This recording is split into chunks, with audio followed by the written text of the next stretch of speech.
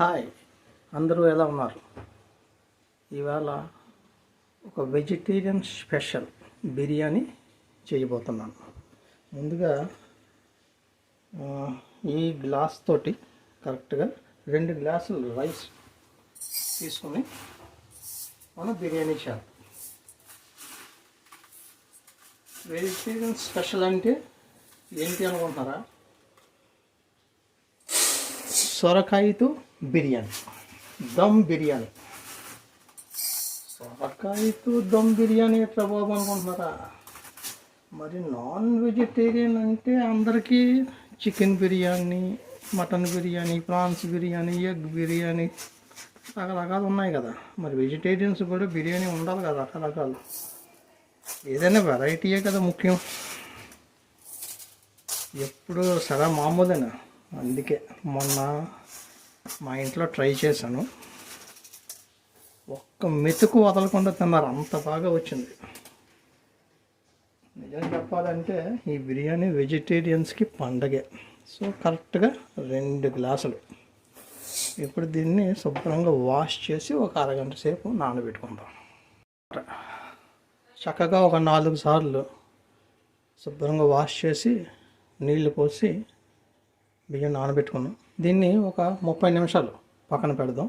ఇప్పుడు స్టవ్ మీద ఎసరు పెడదాం. ఈ బిర్యానీ చాలా సులువుగా ఎలా చేసుకోవాలో మీకు సింపుల్గా చూపిస్తాను, ఎంజాయ్ చేయండి. ఇప్పుడు ఎసరు పెడదాం. ముందుగా స్టవ్ వెలిగించి నీళ్లు పోసుకొని గిన్నెలో ఎసరు పెట్టాను. ఇప్పుడు దాంట్లోని ఒక 2 చెంచాలు సాల్ట్, ఇలా ఉండాలి, ఎక్కువ మొత్తం. ఎలా ఉండదంటే నీళ్ళు సముద్రం నీళ్ళలా ఉండదన్నమాట.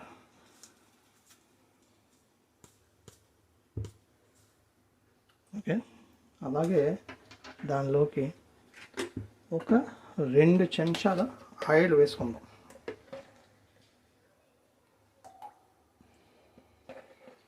అన్నం ఉడికేటప్పుడు ఒకదానికొకటి అంటుకోకుండా చక్కగా వస్తుంది.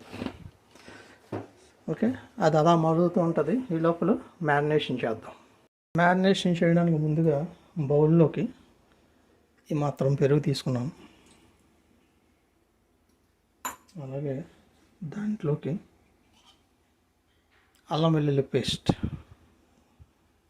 ఆ మాత్రం, అలాగే కాస్త పసుపు వేసుకుందాం. ఈ మాత్రం సరిపోతుంది. అలాగే దాంట్లోకి కారం, నేను మసాలా కారం వాడుతున్నాను. మీకు ఏ కారం అందుబాటులో ఉంటే ఆ కారం, జస్ట్ 1 స్పూన్.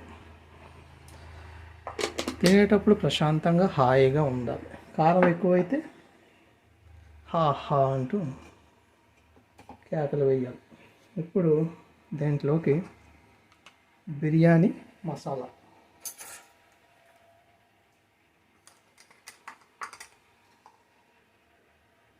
ఇదర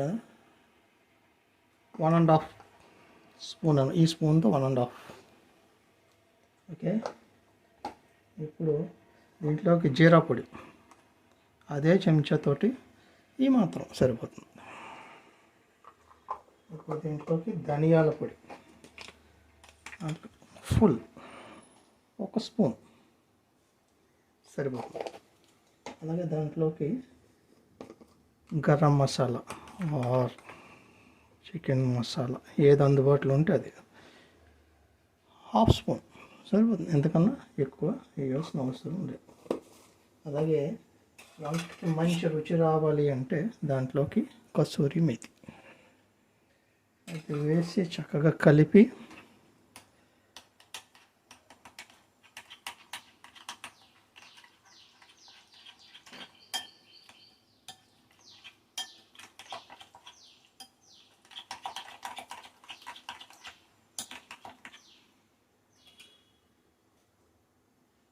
ఈ మాత్రం సొరకాయ ముక్కలు చక్కగా కలిపి మ్యారినేషన్ చేద్దాం. అదండి, చక్కగా కలిపి పెట్టాను. దాన్ని ఒక 15 మినిట్స్ అలా పక్కన ఉంచితే సరిపోతుంది. ఎక్కువగా అది నానాల్సిన అవసరం లేదు. దాంట్లో ఇంకా ఉప్పు వేయలేదు నేను. ఉప్పు ఉడికించుకునేటప్పుడు దాన్ని కలుపుదాం. ఎందుకంటే ఇప్పుడే ఉప్పు వేస్తే ఆ సొరకాయలో ఉన్నటువంటి నీరంతా లాగేస్తుంది.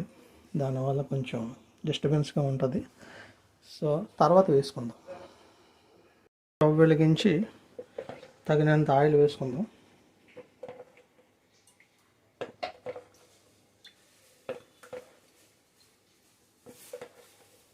ఆ మాత్రం పడుతుంది.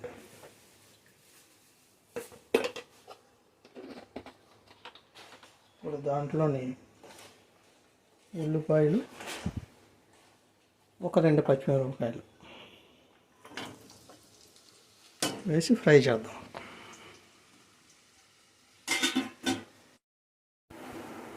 ఉల్లిపాయలు వేగడానికి ఇంకొక 5 నిమిషాలు పట్టేటట్టు ఉంది. ఎందుకంటే ఇవి నాకు పెద్ద ఉల్లిపాయలు దొరకలేదు, చిన్న ఉల్లిపాయలే దొరికాయి మా ఏరియాలోని.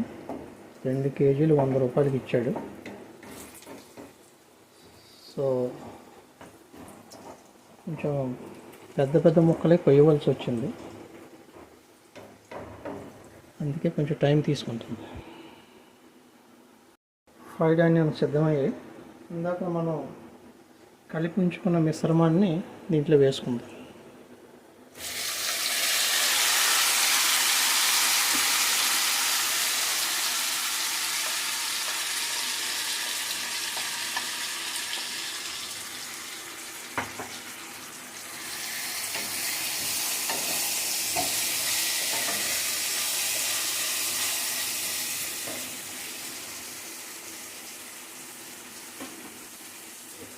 ఇప్పుడు దీంట్లోనే తగినంత సాల్ట్ వేసుకుందాం.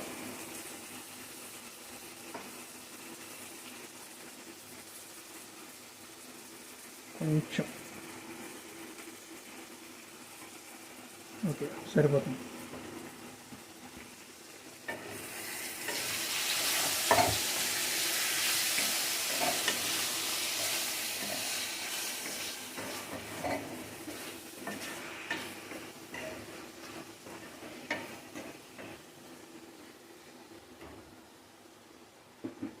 ఇప్పుడు కవర్ చేసి ఒక 5 మినిట్స్. నీళ్ళు బాగా వేడెక్కాయి కదా, దాంట్లోకి ఇందాక కడిగి సిద్ధం చేసుకున్న నానబెట్టుకున్నటువంటి బియ్యాన్ని వేసుకుందాం.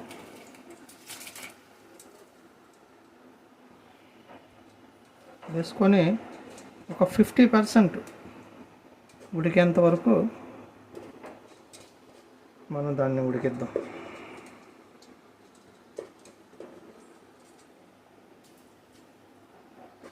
దాంట్లోకి నేనేమి హోల్ గరం మసాలా వేయటం లేదు, అవసరం లేదు. యాక్చువల్గా ఇంట్లో చేసే వాళ్ళకి అంతంత హంగామా అవసరం లేదని నా ఉద్దేశం. మీకు కనుక అందుబాటులో ఉంటే హోల్ గరం మసాలా దీంట్లో వేసుకోవచ్చు. అలాగే కొత్తిమీర, పుదీనా, అల్లం వెల్లుల్లి పేస్ట్ అవన్నీ కూడా వేసుకోవచ్చు కావాలనుకుంటే. నా ఆలోచనలో మాత్రం అవేమీ అవసరం లేదు. ఇలా చేసిన బిర్యానీ చాలా చక్కగా వస్తుంది. మీరు ఒకసారి ట్రై చేసి చూడండి. నేను చెప్పింది అబద్ధం అయితే మీకు నచ్చిన కామెంట్ పెట్టుకోండి.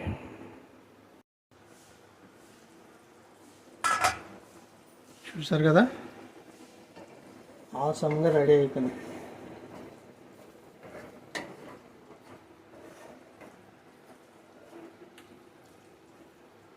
దీంట్లోనే కొంచెం నీళ్ళు పోసుకుందాం.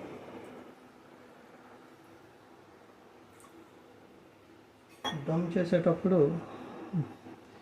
రైస్ వేస్తాం కదా, రైస్ అంతా చక్కగా ఉడకాలి అంటే ఈ మాత్రం నీళ్ళు ఉంటే సరిపోతుంది. అప్పుడు ఈ సొరకాయ ముక్కలు కూడా చక్కగా ఉడుకుతాయి.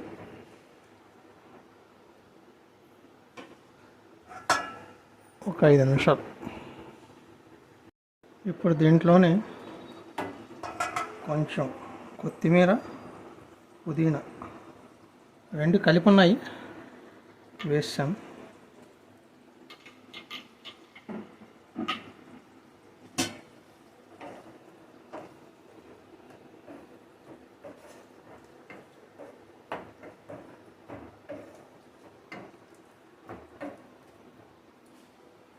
ఇప్పుడు స్టవ్ కట్టేసి రైస్ని ఉడికిన తర్వాత దాన్ని వార్చుకుందాం. ఇప్పుడు రైస్ ఉడికిందో లేదో చూద్దాం.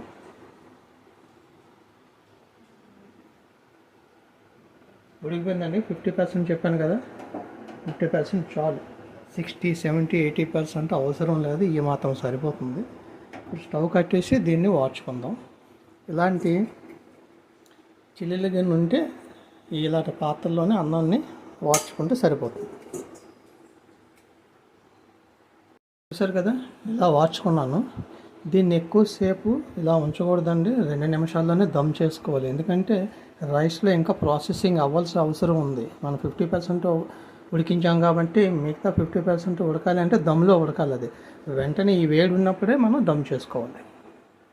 ఇప్పుడు మనం రైస్ వేసి దమ్ చేసుకుందాం. ఈ గిన్నెలోకి నేను ఇందాకడ మనం రెడీ చేసుకున్నటువంటి ఈ సొరకాయ మిశ్రమాన్ని గిన్నెలో వేసుకున్నాను. మనం ఇందాక వార్చుకున్నాం కదా, ఆ రైస్ని మెల్లగా దీని మీద వేసుకుందాం.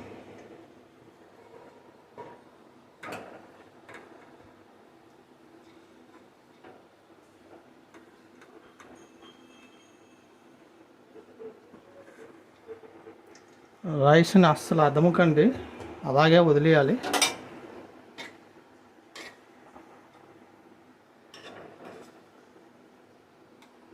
నేనేం చేశానంటే ముందుగా కిందన నేను అట్ల పెనాన్ని పెట్టానండి. ఈ దోశల పెనం ఉంటుంది కదా ఇంట్లోనే, అలాంటి పెనాన్ని స్టవ్ మీద ముందు పెట్టి దాని మీద ఈ గిన్నె పెట్టుకున్నాను. ఇప్పుడు దీన్ని మనం దమ్ చేద్దాం. అలాగే దీంట్లోనే ఒక నిమ్మకాయ రసం, దీనివల్ల రైస్కి మంచి టేస్ట్ వస్తుంది. ఇంకా కొంచెం నెయ్యి కానీ బటర్ కానీ వేసుకోవాలి, అది కూడా వేద్దాం. మా ఇంట్లో బటర్ ఉంది, అది వేస్తున్నాను.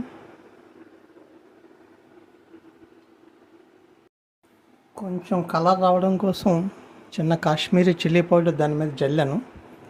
దీన్ని కరెక్ట్గా ఒక సూటబుల్ మూత ఒకటి సెట్ చేసుకొని దాని మీద బరువు, ఏదైనా చక్కని బరువు, ఇదైతే చాలా బాగుంటుంది, దాటి బరువు పెట్టుకుంటే సరిపోతుంది. ఇప్పుడు స్టవ్ వెలిగించి 1 నిమిషం హై ఫ్లేమ్లో ఉంచండి. తర్వాత 29 నిమిషాలు సిమ్లో ఉంచండి. కరెక్ట్గా చూడండి, ఒకే 1 నిమిషం హై ఫ్లేమ్లో ఉంచండి, 29 నిమిషాలు సిమ్లో ఉంచండి. బిర్యానీ చక్కగా రెడీ అయిపోతుంది. కరెక్ట్గా 29 నిమిషాల తర్వాత స్టవ్ కట్టేసి 30 నిమిషాలు అలా వదిలేసానండి. ఇప్పుడు ఓపెన్ చేసి చూద్దాం.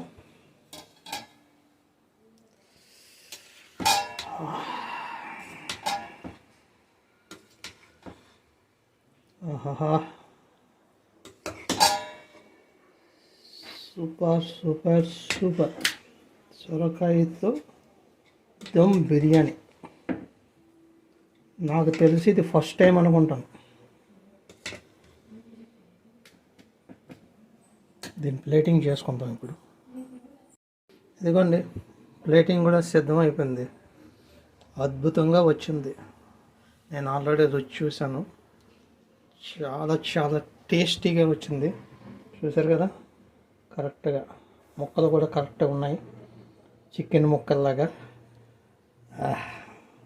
ఇంకా దీంట్లోకి ఏ గ్రేవీ అక్కర్లేదండి, ఇది కలుపుకుంటే సరిపోతుంది.